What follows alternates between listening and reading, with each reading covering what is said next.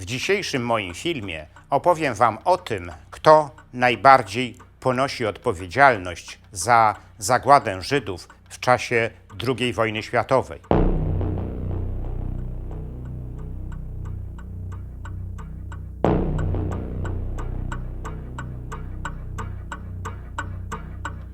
Brytyjczycy i Amerykanie lubią przywoływać temat współodpowiedzialności Polaków za zagładę Żydów. Tymczasem fakty historyczne mówią o tym, że to oni sami są najbardziej współwinni śmierci milionów Żydów zamordowanych przez Niemców w czasie II wojny światowej.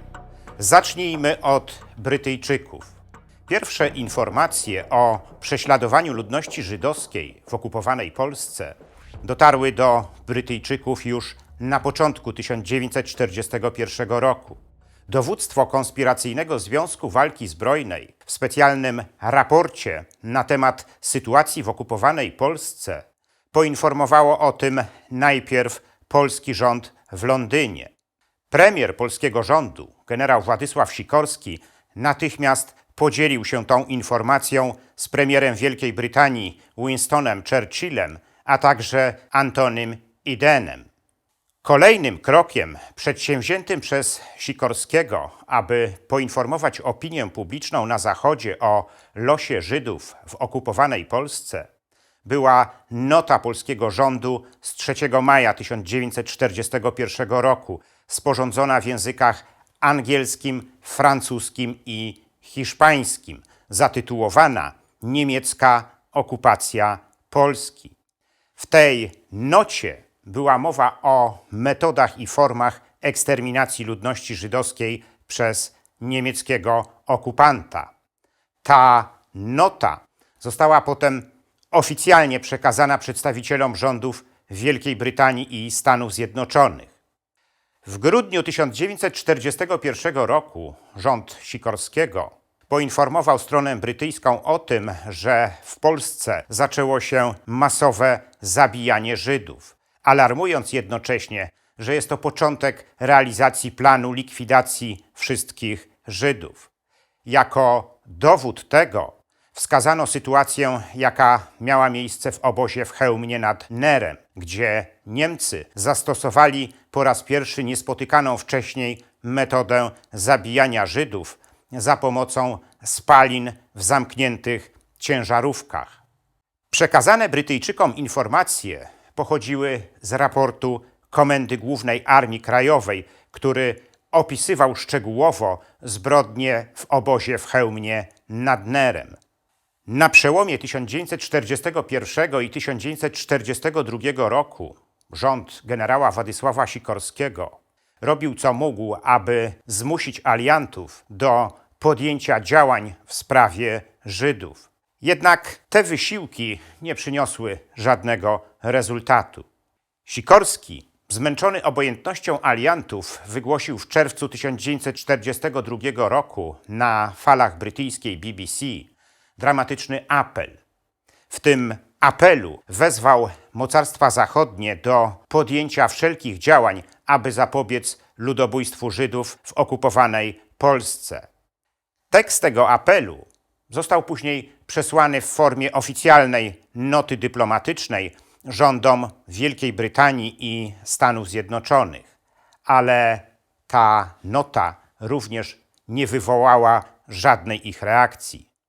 Bezdyskusyjnych dowodów na trwającą w Polsce zagładę Żydów dostarczył aliantom Jan Karski, kurier polskiego podziemia, który dwukrotnie przedostał się do getta w Warszawie, a potem do obozu tranzytowego dla Żydów w Izbicy, skąd byli oni wysyłani do obozu zagłady w Bełżcu.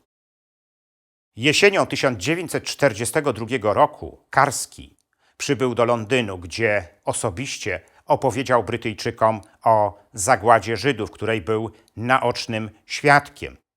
Na podstawie przywiezionych do Londynu przez Karskiego dokumentów szef polskiego MSZ, Edward Raczyński, w grudniu 1942 roku przygotował i przedstawił aliantom szczegółowy raport na temat zagłady Żydów.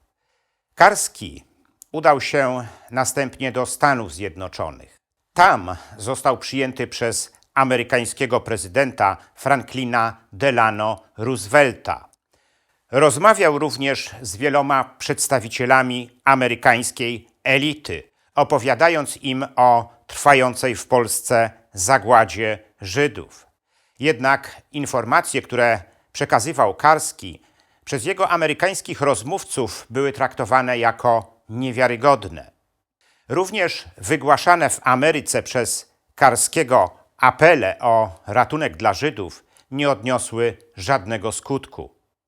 10 grudnia 1942 roku premier Władysław Sikorski wysłał kolejną notę do zachodnich aliantów. W tej nocie wzywał ich do zdecydowanego przeciwstawienia się eksterminacji Żydów. Sikorski zaproponował nawet aliantom zbombardowanie torów dojazdowych, komór gazowych i krematoriów w obozach zagłady w okupowanej Polsce. Ale Churchill zbył propozycję Sikorskiego enigmatycznym stwierdzeniem, że zajmie się tym niebawem. Na przełomie 1942 i 1943 roku w sprawie zagłady Żydów noty dyplomatyczne do aliantów dwukrotnie skierował szef polskiego MSZ Edward Raczyński. Z apelami do międzynarodowej społeczności w sprawie Żydów zwracała się również Polska Rada Narodowa, będąca organem konsultacyjnym i opiniodawczym dla polskiego rządu w Londynie. Ale te wszystkie noty i te wszystkie apele nie przyniosły żadnego skutku. Brytyjczycy wiedzieli o zagładzie Żydów nie tylko od Polaków. Brytyjski wywiad już w lecie 1942 roku przechwycił tajne depesze chilijskiego konsula z Pragi, który informował swój rząd, że w protektoracie Czech i Moraw Niemcy zaczęli mordować Żydów na masową skalę. W kolejnych miesiącach informacje na temat zagłady Żydów przekazywali brytyjskiemu wywiadowi jego tajni agenci ulokowani w III Rzeszy. Za taką postawą premiera Wielkiej Brytanii Winstona Churchilla stał również brytyjski rasizm, którego ostrze zwrócone było także wobec Żydów. U jego podstaw leżała wyznawana od XIX wieku przez Brytyjczyków ideologia, która mówiła, że biała rasa jest najbardziej wartościową rasą i najbardziej zdolną do szerzenia misji cywilizacyjnej. Wszystkie inne rasy były postrzegane przez Brytyjczyków jako rasy mniej wartościowe. Z tej perspektywy Murzyni, Arabowie, Hindusi, a także Żydzi byli dla nich rasami niższymi, losem których nie trzeba się przejmować. To przekonanie było szczególnie silne w kręgach brytyjskiej elity politycznej i dokładnie tak samo myślał wówczas Winston Churchill i jego ministrowie.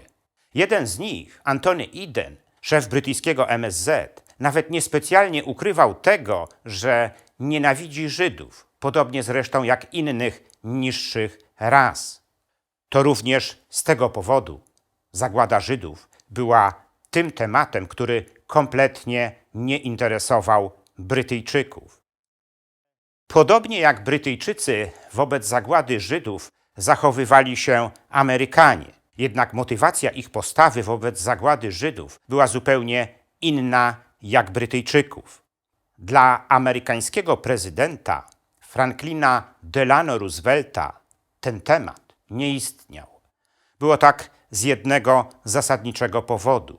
Otóż Roosevelt nie chciał podejmować żadnych działań w sprawie zagłady Żydów, ponieważ był głęboko przekonany o tym, że ten temat stanowi zagrożenie dla jego politycznego wizerunku. Roosevelt kalkulował wówczas, że nawet gdyby podjął działania w sprawie mordowanych Żydów, to mogłyby one okazać się niewystarczające.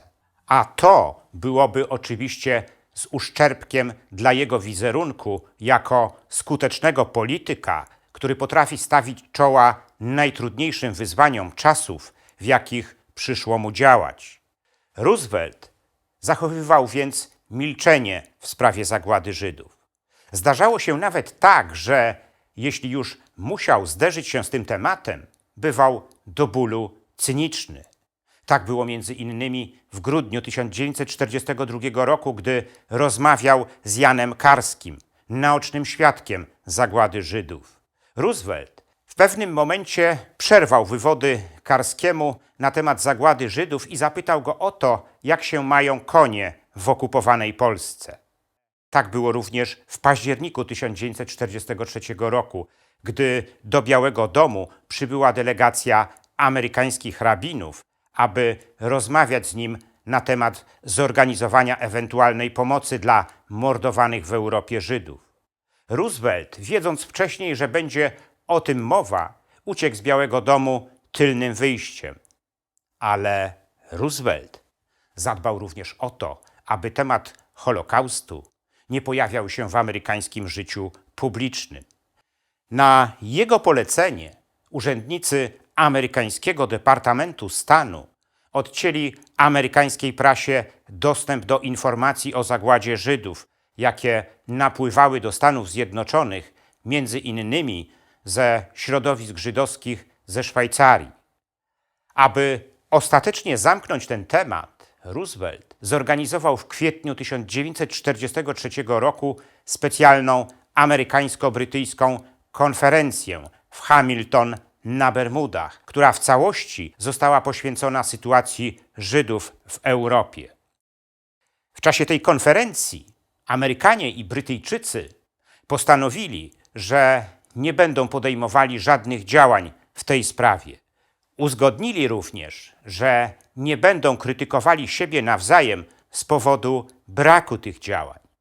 Przebieg konferencji w Hamilton na Bermudach do tej pory owiany jest wielką tajemnicą.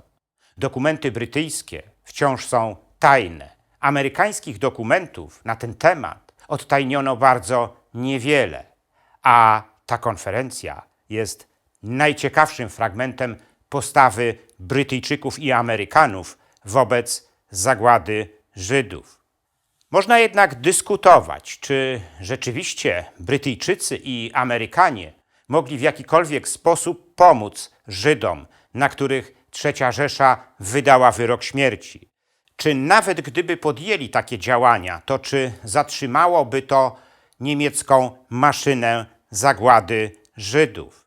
Ale nie w tym tkwi cały problem. Otóż Brytyjczycy i Amerykanie nie podjęli nawet próby pomocy mordowanym Żydom. Przez całą wojnę wykazywali całkowitą obojętność wobec ich losu. Mało tego, zobowiązali się do absolutnego milczenia w tej sprawie. I bez znaczenia są motywacje, jakimi się wówczas kierowali.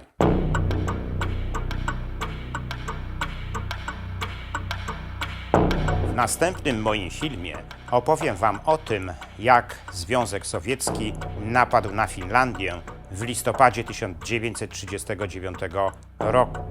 Dowiecie się, dlaczego nie zdobył tego kraju, mając nad nim ogromną przewagę militarną. Ten film zatytułowałem Zapomniana wojna Stalina. Gorąco zapraszam do oglądania.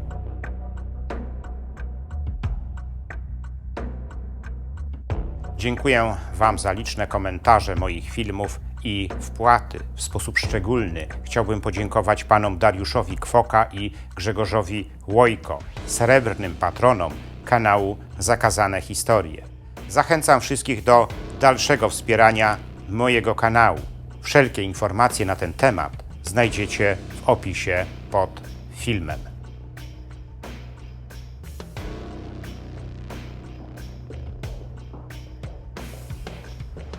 Jeśli podobał się Wam mój film, udostępnijcie go znajomym, dajcie łapkę w górę i kliknijcie subskrybuj.